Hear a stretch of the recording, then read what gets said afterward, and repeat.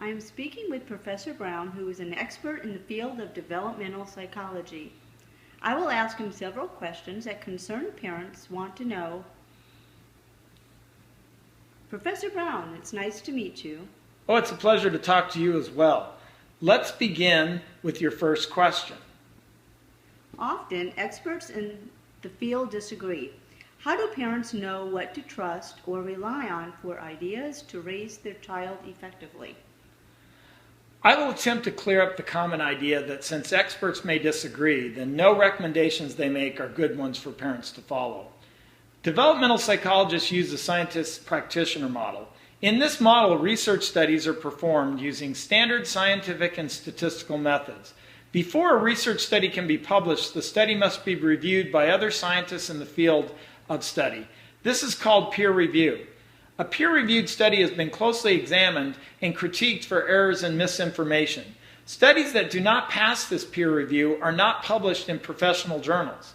Good science allows interested readers to see the methods and sources of information the scientists collected and check their math by replicating, which means doing the study themselves, to check their findings and either support what the original scientific studies have reported or show that there were errors. The original authors of the study will then either correct the errors or show additional information and reasons why what they found was logical and true. Parents should not believe anything they read or hear in the popular press or television shows just because it was presented. Often, the unreplicated or non-peer-reviewed studies are presented by biased groups that attempt to sell products or services to the public. Unbiased experts should be consulted, and the methods and reasoning for certain conclusions should be available for analysis by other experts and interested and educated parents. This is the only sure way to know if something is true or simply something we have heard that has no real evidence to back up the conclusions. We, as consumers of information, should always be skeptical and demand proof and verification from other experts before giving credence to what someone simply asserts is true. So how can parents help their young children to learn to speak? Quite a few research studies have been performed to study both how children learn language and what behaviors seem to make language learning easier for the child. First, parents need to know that children understand words before they speak those words. Just like most parents know more words than they use, young children are similar in that respect. What this means to parents is that they need to talk to their infants a lot. Parents don't often realize that their infant's brain is like an inefficient sponge. By that I mean an inefficient sponge takes a lot of water before it retains some of that water.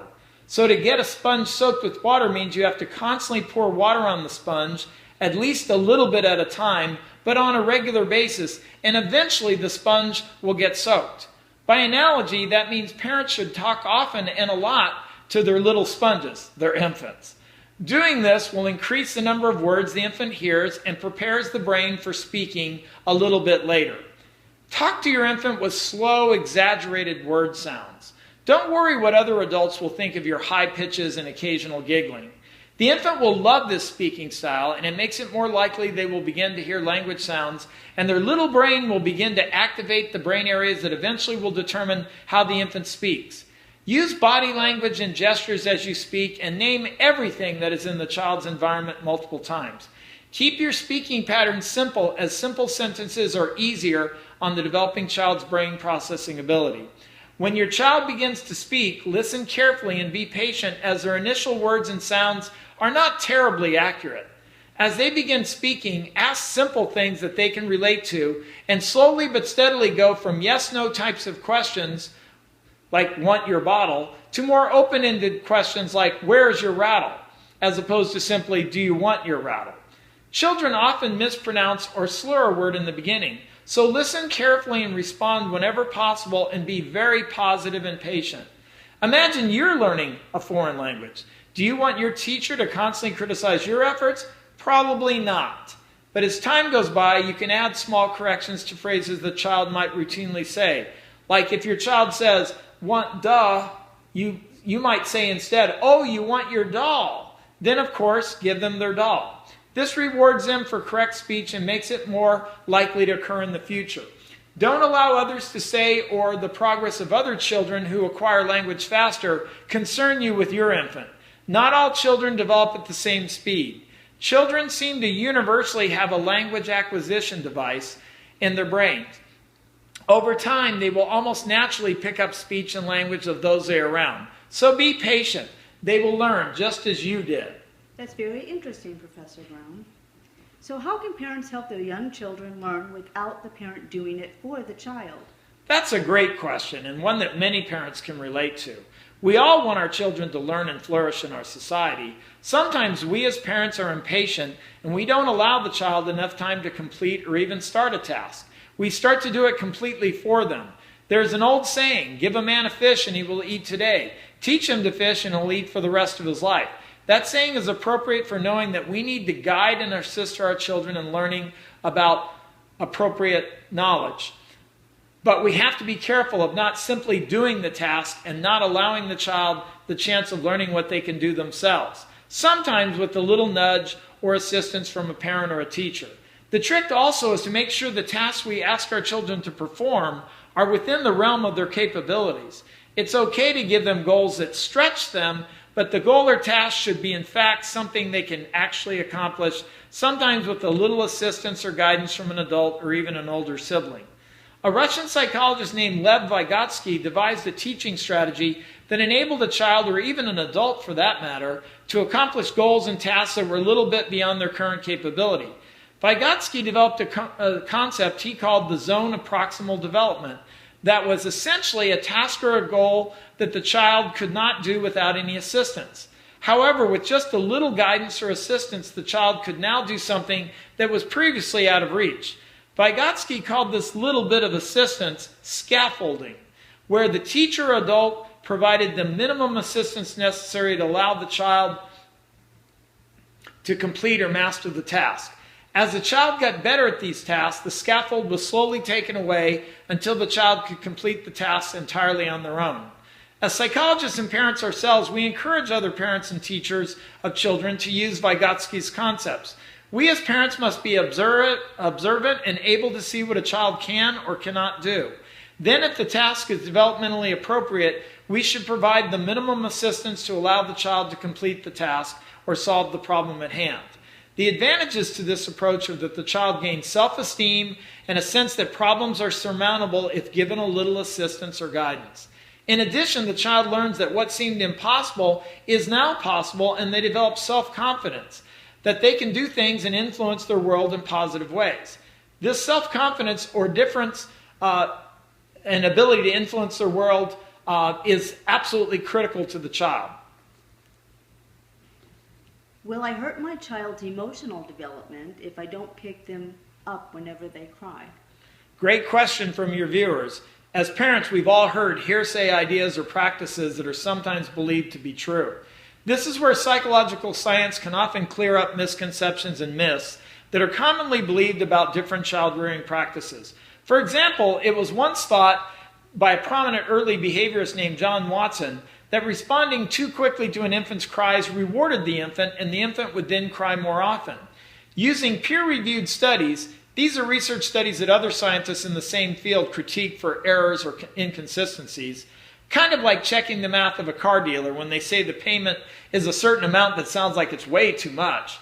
We break out our calculator and we check their math for errors. Peer-reviewed studies do that as well. To answer the question, we need to look at why infants cry. Crying is an infant's first attempt at communicating. Their very first cry communicates they are breathing and alive. From there, the infant will begin to differentiate its cries into three basic categories. Amazingly, parents, and particularly mothers, can quickly begin to identify different cries which appear to communicate different emotions. The basic cry usually signals the infant is hungry and needs to be fed. And it has a distinctive cry pattern where the infant makes the cry sound and then is briefly silent, and then a second higher pitched cry is performed by the infant, then silence, then another cry sound. The baby at this point is usually silenced by being fed by breast or bottle. The angry cry signifies the infant is more upset and there is more vigor in the cry exhalation force. Finally, the pain cry signifies an intense, unpleasant stimulus or event, an injection, being dropped. It's very loud, and the initial vocalization lasts several seconds, followed by the infant then holding its breath and not crying during this brief period. There is controversy in this area, as some behaviorists still think that quickly responding to an infant's cries will increase crying. The consensus today by most psychologists who have studied the crying phenomenon have found that attending to the infant when it cries for whatever reason in the first year of its life does no harm and may likely make the child feel more secure than being left on its own. After the first year, the controversy reappears. Contemporary attachment theorists believe that quickly soothing a crying infant increases the infant's sense of trust and security in the world.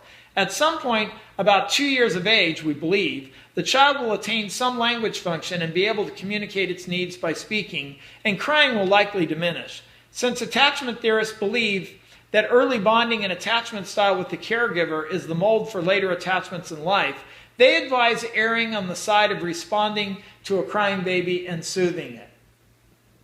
So how can I help my young child gain self-control of themselves and their emotions? Well, during the time of early childhood, roughly 2 to 6 years of age, the child becomes much more social and has greater language facility to both understand and speak to others. The child's self-concept is developing in relation to the social relationships they experience. Children both observe other children and adults and the way they express their emotions and the consequences that occur as a result of that expression. They begin to see there are social rewards and punishments for the ability to control their own behavior and emotions. To become socially competent and able to cope with the social demands and conflicts that come with interacting with the others, the child must gain some control of their emotions and the way they express them. It appears that the child has to have sufficient cognitive, that's thinking development, to understand the complexities of social interaction. It is at this time that emotional intelligence, a concept promoted by Daniel Goleman, can develop and make a child successful in the social world they find themselves in. The ability to read others' emotions, have empathy, which means to see things from another person's perspective, and then to both understand the child's own emotions and then control them appropriately, is what emotional intelligence is all about. Parents need to show children appropriate ways of controlling themselves and their emotions. A parent must show patience and understanding and not fly off the handle and show great anger and hostility, or the child will think this is the way to act. Parents need to encourage their children to talk about their feelings. Discussions with the child as to alternatives or additional ways to handle situations and social relationships must be discussed calmly and empathetically. Children are much more likely to do this with parents who have shown concern and emotional warmth toward the child in their previous interactions. Children feel more securely attached to their parents when they have developed this parenting style. I hope I answered your questions today. Thank you, Professor Brown. That was very interesting. You're welcome.